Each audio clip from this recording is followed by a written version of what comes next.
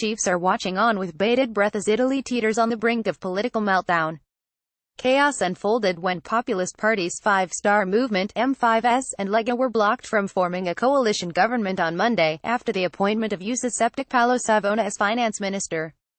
President Sergio Mattarella vetoed his role, seeing the coalition's prime minister quit, and Mr. Mattarella bringing in his own PM, Europhile Carlo Cottarelli.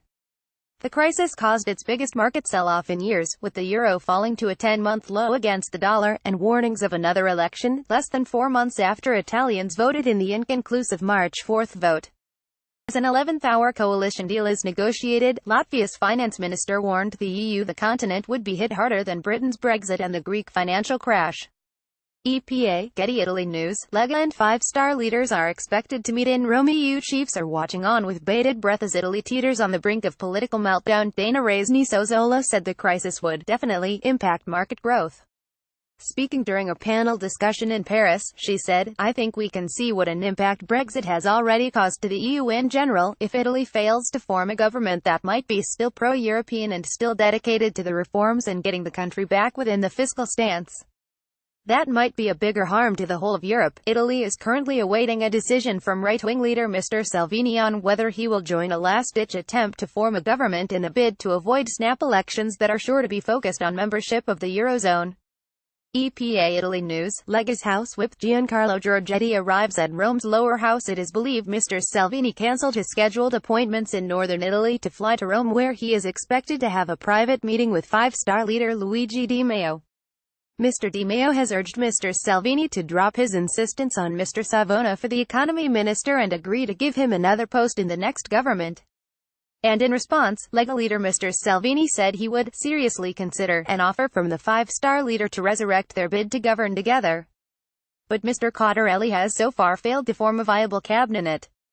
Follow express.co.uk for live updates from Italy below. 1:06 p.m. update. Salvini tells Italy to be patient. Lega leader Mr. Salvini told reporters, "You will have to be patient," as he arrived at Rome airport when asked about a possible solution to the crisis.